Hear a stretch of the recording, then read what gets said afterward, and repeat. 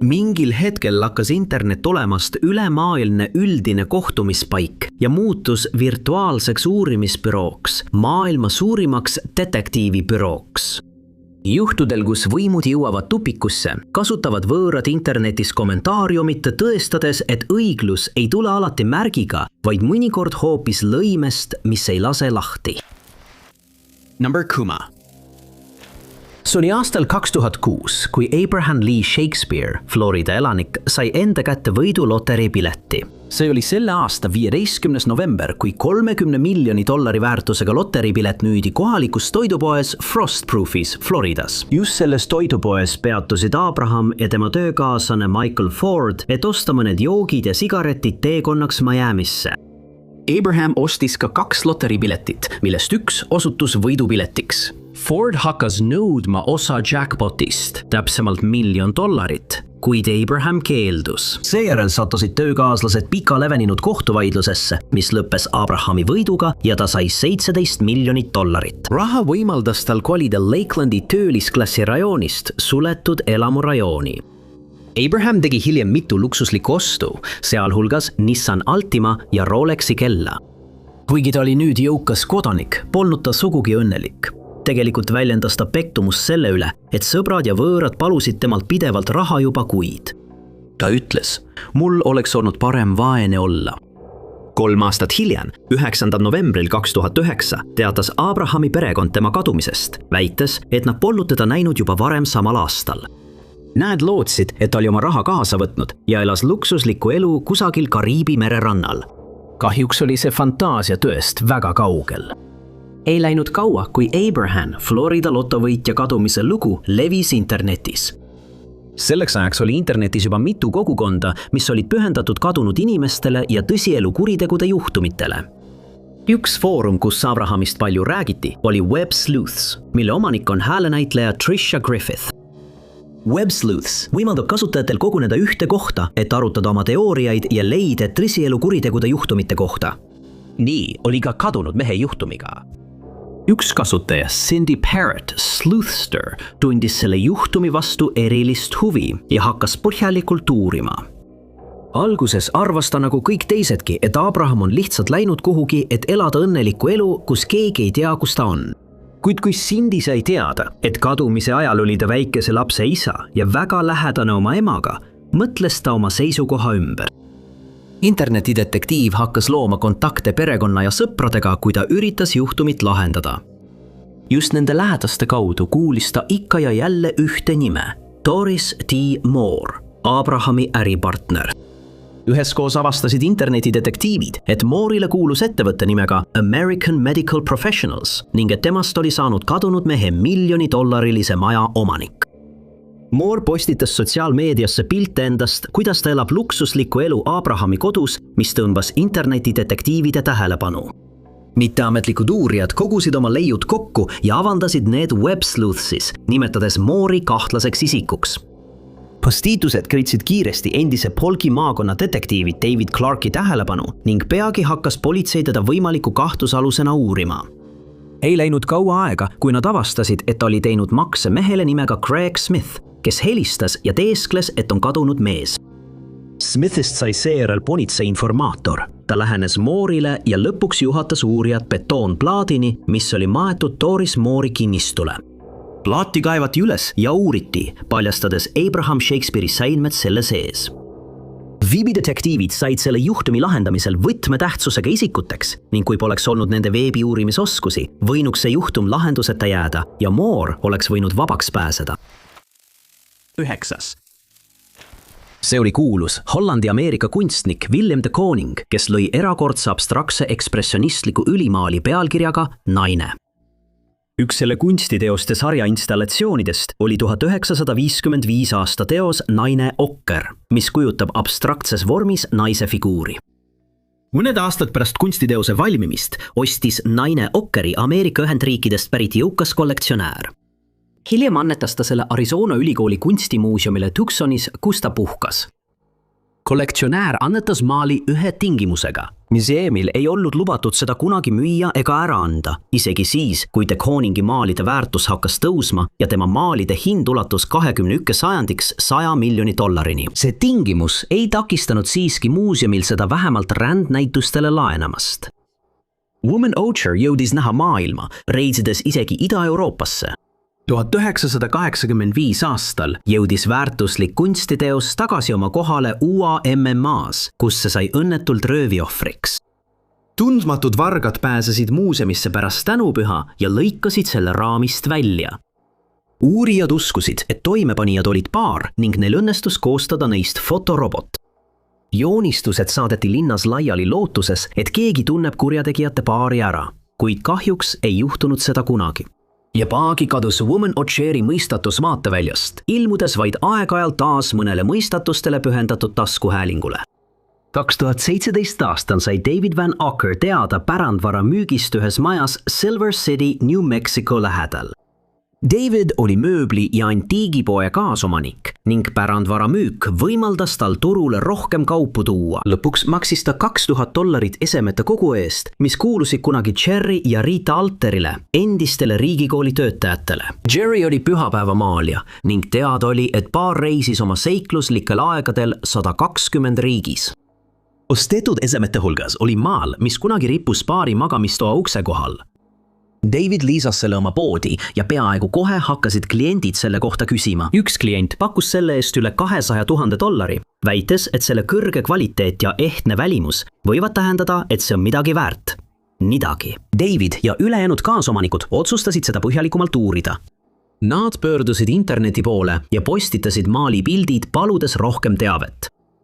Järgides vihjet umbes 30 aastat tagasi toimunud kunstiteose varguse kohta, pöördusid nad peagi Google'i poole ja leidsid artikli Woman Ocherist, kus oli ka pilt varastatud teosest.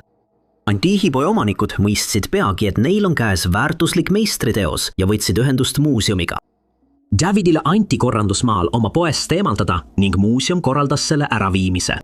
Varsti kinnitati, et tegemist oli maaliga Woman Ocher ning varasteks olid pärandvara omanikud Jerry ja Rita Alter.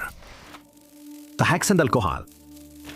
2000. alguses ilmus internetti ja vestlusruumidesse mitu varjunime, mis kõik viisid ühe ja sama inimeseni ning kus kohtusid pahaaimamatud ja haavatavad kasutajad.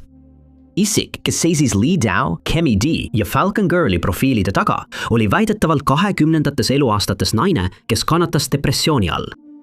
5 aasta jooksul suhtles ta 10 inimestega, kellest paljud leidsid hiljem enneaegse ja sunnitud lõpu. Lee Dao, kelle profiil viitas sellele, et ta oli medõde, oli internetis sõlminud erinevate raskustes olevate inimestega enesetapu kokkuleppeid. Üks ohvritest oli Mark Drybro Coventryst Inglismaalt. Mark, 32-aastane IT-tehnik, oli just läbi elanud närvivapustuse ja sellele järgnenud depressiooni, kui ta 2005 aastal ühes jututoas Lee'ga kohtus. Nad olid rääkinud 2 kuud, mille jooksul Lee hakkas Marki tema hukule suunama.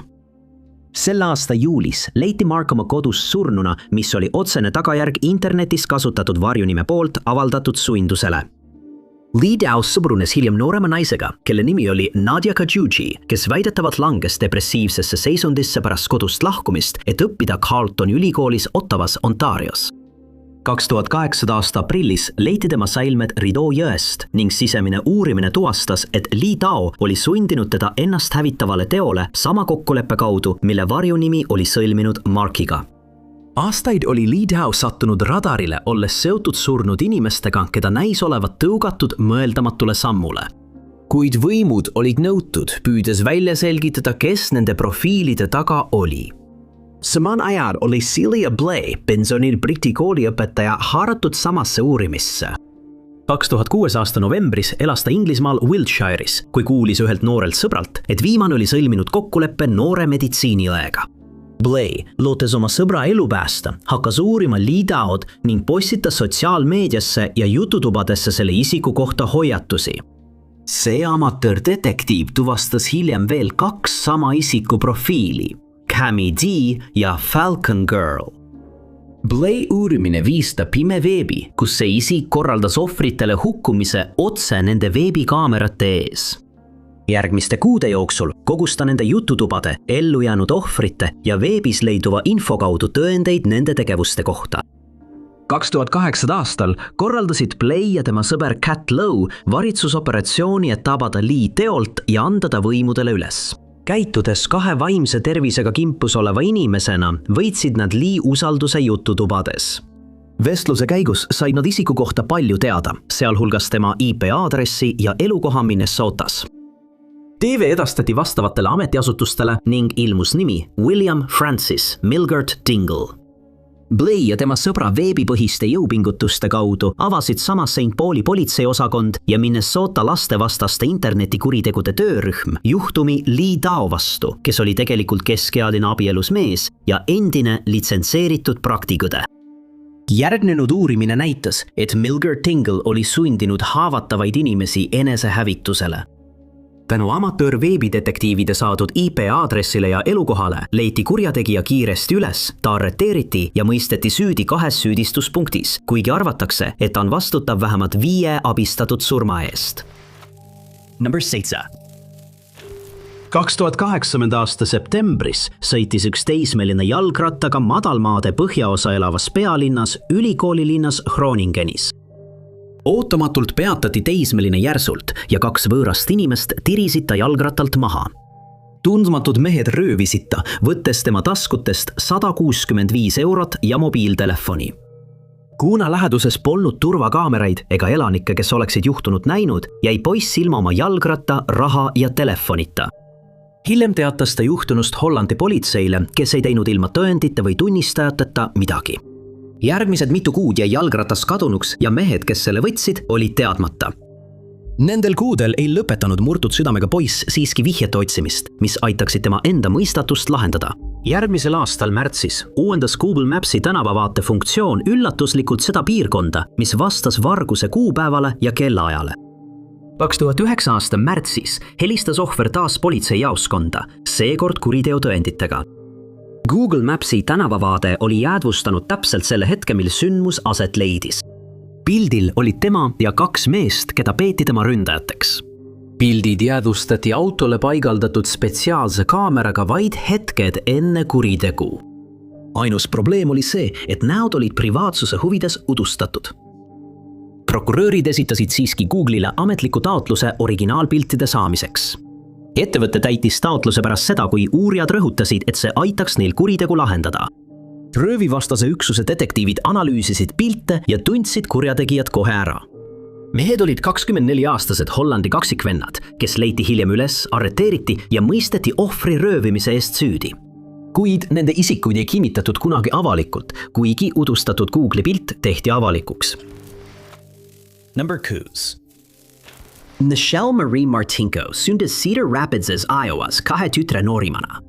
Ta käis Cedar Rapidsi Kennedy keskkoolis ja kooli ametnikud pidasid temast väga lugu. Michelle oli keskmisest parem õpilane ja andekas esineja Twirling Squadis. Ta esines ka teatritükkides ja koorides. Tal ei olnud kooli ajal eriti palju sõpru, mida paljud omistasid kadedusele tema ilu pärast. Noorel naisel oli plaanid minna õppima Iowa osariigi ülikooli, kus teda huvistas sisekujunduse õppimine. Kahjuks sai 18-aastane enne selle unistuse täitumist jõhkra kuriteo ohvriks. Michelle oli veel keskkooli abiturient, kui temast sai sihtmärk. See oli 1979. aasta 19. detsembri õhtu, kui ta osales pidulikul banketil Sheratoni hotellis. Pärast banketti kutsus ta ühe Twirling Squadi meeskonnakaaslase endaga kaasa Westdale kaubanduskeskusesse ostlema, kus ta tol ajal ka töötas. Kuid pärast seda reisi, kui tema pere temast pikemat aega midagi ei kuulnud, hakkasid nad muretsema. Eeldades, et ta on tõenäoliselt ikka veel kaubanduskeskuses, läksid nad teda otsima. Ja tõepoolest, kaubanduskeskuse parklast leiti Buick Electra, mis kuulus Martinko perekonnale. Edasine sündmuskoha uurimine paljastas Michelle Martinko elutu keha, kes oli kokku varisenud kõrvalistuja istmel, 29 haavaga näos, kaelas ja rinnus ning kaitsehaavadega kätel ja käsivartel. Juhtumil puudusid tugevad tõendid ning kõik kahtlusalused, keda uuriti, vabastati peagi kahtlustustest. Isegi pärast võimaliku kahtlusaluse portree avaldamist ei toonud see kaasa ühtegi juhtlõnga. Hüpnoosial kirjeldasid 2 tunnistajat ründajat kui valgenahalist meest, kes oli teismelise ea lõpus või 20. alguses. Ta oli umbes 6 jalga pikk, pruunide silmade ja lokkis pruunide juustega. Aasta jooksul küsitles politsei mitmeid inimesi, kuid ükski vihje ei viinud kuriteo eest vastutava isikuni. Juhtum jäi seejärel soiku. Juhtu hüppab 27 aastat edasi, 2006. aastasse, kui Cedar Rapidsi politseiosakonna külmade juhtumite uurija vaatas juhtumi üle ja leidis tema arvates tähelepanuta jäänud asjaolu. Toimikus oli see, mida peeti ründaja kehavedelikuks. Tõenäoliselt tekkis see siis, kui Michelle end kaitses. Provis suutsid politseinikud koostada osalise DNA profiili ning see sisestati hiljem veebipõhisesse kombineeritud DNA indeksisüsteemi. Järgnevatel aastatel jäi juhtum taas soiku, kuni 2017 aastani, mil DNA fenotüpiseerimise meeskond sellele pilgu peale heitis. Ainult veebipõhistes andmebaasides olevate DNA vihjete põhjal suutis meeskond taastada võimaliku näovälimuse ja päritolu. Tulemuseks oli mehe visand, mis nägi välja hoopis teistsugune kui tunnistajate kirjeldused. Pilti jagati internetis, mis tõi üle 100 vihje juhtumis, mis oli 4 aastakümmet lahendamata olnud. Üks vihje tuli endiselt klassikaaslaselt, kes väitis, et nägu meenutas teist õpilast. Klassikaaslast, kelle politsei oli juba kahtlustustest vabastanud. 2018. aastal sisestas sama fenotüpiseerimisettevõtte andmed GD Matchi teise genealoogia veebilehte, mis sai võtmetähtsusega komponendiks teiste lahendamata juhtumite, sealhulgas Golden State'i mõrvade lahendamisel. GEDmatch andis tulemuseks ühe isiku, kellel olid kahtlusalusega ühised markerid. Tegu oli teise nõuga, kes oli ühe põlvkonna võrra eemal. Seejärel koostati sugupuu ja alustati välistamisprotsessi, kuni meeskond jõudis lähemale sugulasele, esimese astme nõule. Ja siis kitsendati valik 3 vennale, keda hakati jälgima, samal ajal kui uurijad püüdsid salaja nende DNA proove koguda. 2018. aasta lõpus arreteeriti ja üle kuulati Jerry Lynn Burns, kes tuvastati DNA abil, mis koguti plastkõrrelt seoses Michelle Martinko tapmisega. Samal aastal esitati talle süüdistus esimese astme tapmises ja 2029. aastaks mõisteti talle eluaegne vanglakaristus ilma võimaluseta tingimisi vabastamiseks. Valles. Joe Bernick Hill sündis Michiganis, kus ta elas kuni oma kadumiseni. Detroitis pärit mees oli võitleja. Täpsemalt õppis ta taekwondood ja sai teise astme mustavöö Tiger Chungi dojos. Kuid mis veelgi tähtsam, Joe oli pühendunud isa. 1. septembril 1981 peatus Hillide elu järsult, kui 29-aastane mees kadus seletamatult, jättes endast maha leinava perekonna. Michigani politsei alustas kohe juhtunu uurimist ja leidis peagi kadunud mehe 1979 aasta Pontiac Firebirdi. Sõiduk leiti 7 päeva pärast kadumise teatamist, kuid väidetavalt oli see juba mitu päeva varem hüljatud Gratiot Avenue autopesulas, kus see seisis puutumatuna. Joe'd polnud kusagil näha ja sündmuskohalt ei leitud ühtegi tõenditega vihjet, mis oleks uurijaid tema asukohta viinud. Samal ajal, kui see kadunud isiku juhtum käimas oli, kutsuti Detroiti politseiosakond sama aasta 4. septembril linna idaküljel asuvasse prügimäele, kus neid ootas õõvastav vaatepilt. Ja siin suunati nende tähelepanu tundmatu mehe torsole. Jäänustel polnud ühtegi tuvastavat tunnust ning see lisati hiljem lahendamata juhtumite nimekirja. Mõned aastad hiljem, kui internetifoorumid ja veebipõhised andmebaasid muutusid igapäevaseks, jõudis Detroiti torso tuvastamata surnutele pühendatud blogidesse. Keha registreeriti kui UP number 14469 demograafiliste andmetega, vanus 18 kuni 99 aastat, määramata rass, mees ning surmajärgne intervall vaid mõni päev. Veebisait märkis ka mehe torso asukohaks aadressi 1550 Harper Avenue, Detroit, Wayne'i maakond. Samal ajal oli Joe kadumine kirjas ka mitmes kadunud isikute andmebaasis, sealhulgas Charlie Projectis. Eraldi jõudsid need 2 juhtumit Redditi postitustesse ja WebSleuthi blogidesse, kus amatöör-interneti uurijad püüdsid juhtumit lahendada. Torso kirjeldus lisati WebSleuthi veebisaidile 11. novembril 2015 kasutaja Mig Moo poolt, kes selgitas, et see oli just ilmunud namuse andmebaasi. Ei läinud kaua aega, kui see sama kasutaja, keda juhtum kohe huvitas, vastas oma postitusele võimaliku kokkulangevusega. Selle kasutaja teooria oli, et kadunud isik Joe Hill oli UP number 14469. Meg Moo tõi välja mitmed sarnasused, sealhulgas vaid mõnepäevase postmortem intervalli, mis sobis kokku Joe kirjeldusega ja sellega, et torso leiti 3 päeva hiljem. Joe oli samuti kaduma läinud samas linnas, kus jäänused leiti. Ka kadunud mehe puhul kahtlustati kuritegu, mis osutuski õigeks, arvestades surnukeha ümbritsevaid asjaolusid. 3 aastat hiljem ilmus Joe tütar blogisse nime all Here to Help. Ta selgitas, et Meg Mool oli õigus ja torso tuvastati kindlalt Joe Hilli omana. Ainus, mis nüüd jäi, oli välja selgitada, kes selle vägivallateo taga oli ja miks nad seda tegid. 4. oli Maribel Ramos, 36-aastane Iraagi sõjaveteran ja üliõpilane Cal State Fullertonis, Santa Anas, Californias, keda kirjeldati kui elavat ja seltskondlikku inimest. Maribel õppis ülikoolis kriminaalõigust. Ta elas majas koos toakaaslasega, kelle nimi oli Casey Joy ehk Kwang Chol, kellega ta tutvus pärast seda, kui oli Craigslistis avaldanud kuulutuse, otsides kedagi, kellega kulusid jagada.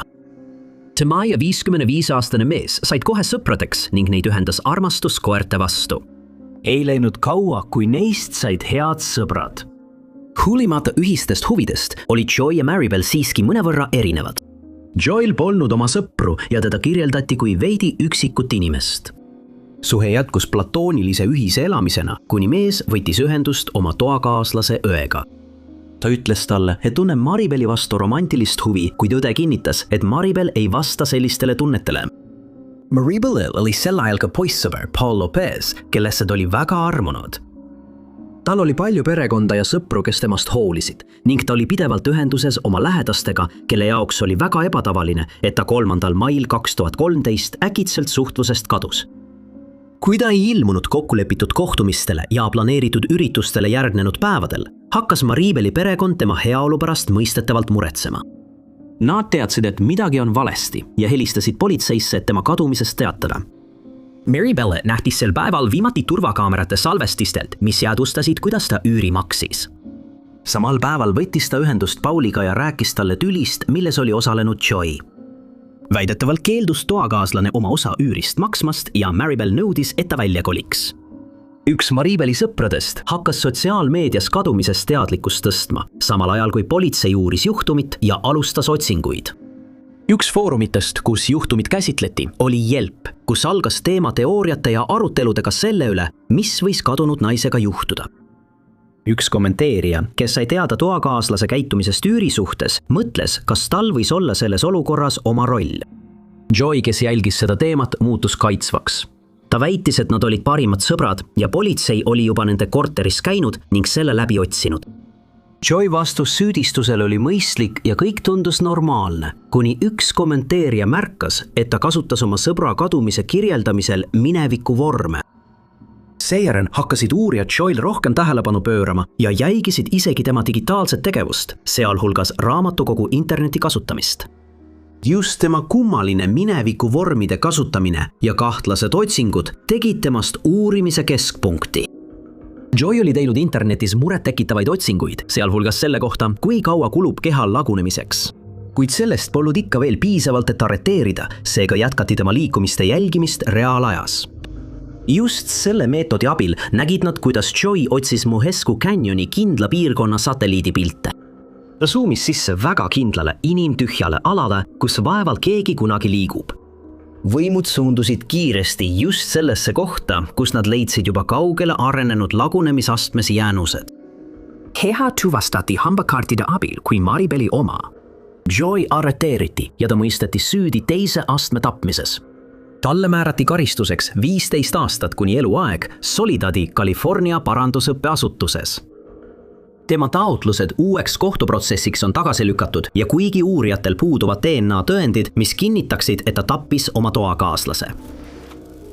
3. Redditis asub üks interneti pühendunumaid kuritegude lahendamise teemasid. Reddit Bureau of Investigation ehk RBI toimib teemana, kus kasutajad saavad postitada ja avaldada tõesti sündinud kuritegude lugusid. Vargustest kuni mõrvadeni, lootes, et keegi kommentaarides suudab selle tõestada. Kuigi see konkreetne alamfoorum on tekitanud vastuolusid pärast seda, kui 2013 aastal süüdistati ekslikult üht tudengit Bostoni rünnakus, on see mõnel moel aidanud ka teistes juhtumites, sageli sellistes, mis polnud nii tõsised. Üks selline RBE poolt lahendatud juhtum oli kallihinnalise sülearvuti vargus. Juba 2015 aastal pöördus Redditi kasutaja, kelle aliaseks oli NAIB1989 selle alamfoorumi poole paludes kogukonnalt abi. Ta selgitas, et nende ettevõttest Etna linnas oli varastatud väga kallis sülearvuti. Väidetavalt oli tundmatu isik sisenenud hoonesse ja võtnud kaasa asendamatu eseme. Neil õnnestus turvakaamera salvestiselt tabada isik, kes põgenes sõidukiga, kuid fotodel polnud numbrimärk nähtav. Postitaja palus kogukonnal pilti parandada, et numbrimärk nähtavale tuua ja süüdlane tabada. Üks kommenteerija, kes postitust nägi, tegi aga veelgi enamat. Sa nägid seda Etna linnas ja kommenteerisid teemat, selgitades, et sõites läbi Etna olid näinud sama sõidukit tänava ääres pargituna. Kasutaja kirjeldas end kui vaikset jälgijat ja arvas, et sõiduk oli veider. Nii et ta peatus tee ääres ja sõitis kvartalile ringi peale, et autost pilti teha. Nägin seda Etna linnas, laadisin teemasse üles väga selge pildi, kus oli näha ka numbrimärk. Madge Knipe 1989 vastas kiiresti ja hüüatas, et see ongi õige auto. Kõik alates puuduvast varuratast kuni purunenud tagaklaasini klappis. TV edastati seejärel uurivatele politseinikele ja juhuslikult oli ka kasutaja, kes abipalve postitas, sel päeval Etnas viibinud, kuid polnud autot kohanud. Ta oli tänulik mehele, kes oli pildistanud autot, mida ta lihtsalt veidraks pidas. See olukord on üks väheseid kordi, kui Reddit Bureau of Investigationi alamfoorum osutus kasulikuks. Politsei suutis kurjategija üles leida ja võib-olla ka varastatud kalli sülearvuti tagasi saada. Kõik tänu ühele mehele teisel pool klaviatuuri. Number 2. 2021. aasta veebruaris leiti 19-aastase Daisy Delao elutu keha Californias Comptonis ühe kortermaja juurest. Ta oli saanud surmava rünnaku ohvriks, mille käigus kasutati teritatud nuga. Kuu aega hiljem lõpetas ta suhte oma poissõbra Victor Sosaga, mida tema perekond kirjeldas kui vägivaldset suhet. Sõbrad ja perekond olid märganud nende suhtes murettekitavaid märke, kirjeldades Sosa kontrollivat käitumist ja vihavurskeid. Hoolimata neist ohumärkidest püüdis Daisy oma eluga edasi minna, otsides tuge lähedastelt ja keskendudes oma tulevikule. Kuid väidetavalt võttis Sosa Daisyga ühendust ja palus tal kohtuda tema pere Comptonis asuvas korteris, luues tingimused saatuslikuks kohtumiseks, mis võttis tema elu. Kohtumispaika jõudes ründas Sosa teda, mässis ta vaipa ja viis tema keha korterikompleksi juurde, jättes verise teritatud noa tema kõrvale. Kuriteo jõhkrus šokeeris uurijaid, kes hakkasid kohe kokku panema sündmuste ajajoont, mis viis Daisy surmani. Polnud mingit saladust, et Sosa oli selle vägivaldse rünnaku toime pannud. Tunnistajate ütlused ja füüsilised tõendid jätsid tema süüs vähe kahtlust. Aga saladuseks jäi ründaja hilisem asukoht. Enne kui võimud leidsid Daisy surnukeha, põgenes Sosa ja kadus tundmatusse, jättes nii õiguskaitseorganid kui ka Daisy lähedased vastuseta küsimustega. Sosa otsingud kestsid nädalaid, võimud kontrollisid kõiki võimalikke vihjeid, kuid ta jäi endiselt varjatuks. Daisy sõbrad ja perekond ei kavatsenud aga nii kergesti alla anda ning nad pöördusid kiiresti sotsiaalmeedia poole, kus jagasid pilte, videoid ja Victoria Sosa kirjeldusi hashtagiga Justice for Daisy, paludes kogukonnalt abi tema leidmisel. Üks kasutatud platvormidest oli TikTok, mis mängis hiljem võtmerolli kurjategija tabamisel.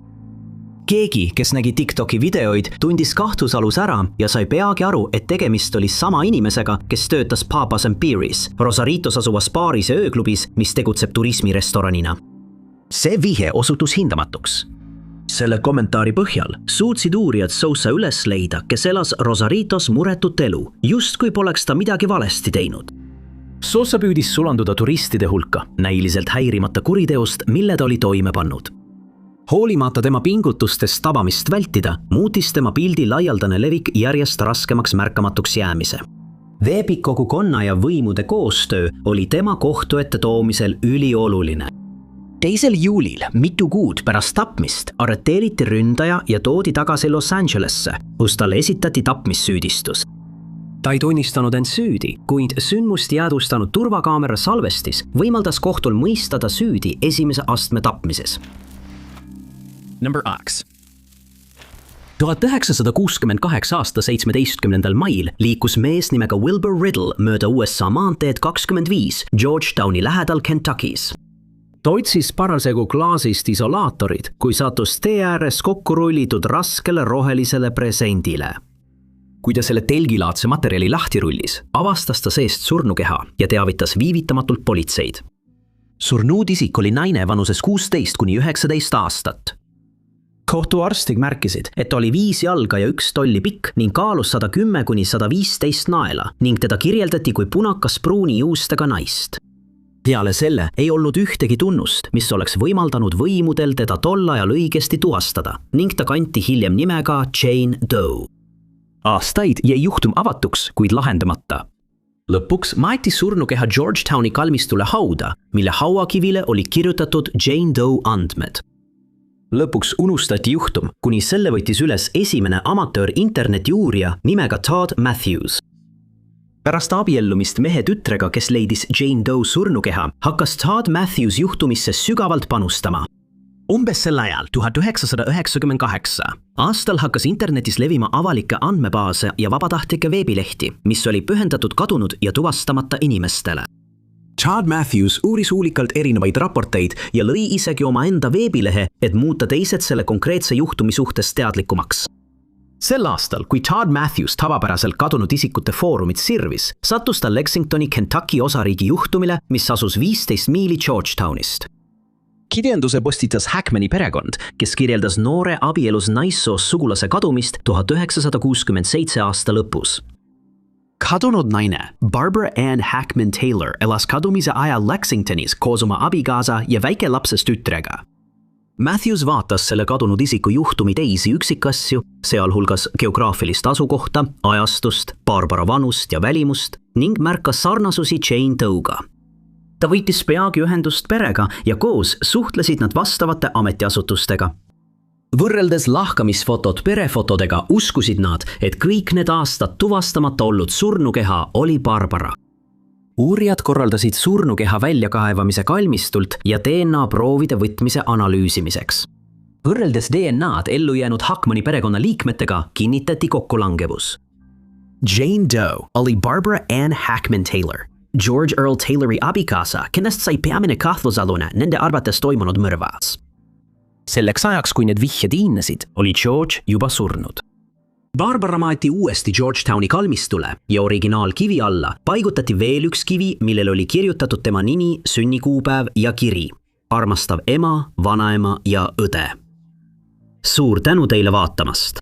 Kui sulle see video meeldis, siis kindlasti vajuta meeldib nuppu. Ära unusta ka tellida ja vajutada teavituskella, et olla kursis kõigi meie tulevaste üleslaadimistega.